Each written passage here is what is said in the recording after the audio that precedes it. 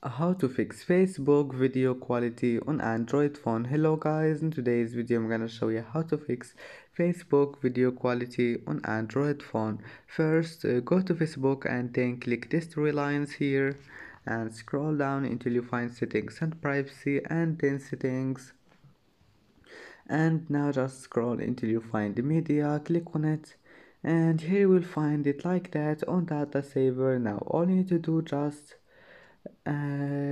click optimize it, and that's it. Now just go back and try again and your problem must be fixed.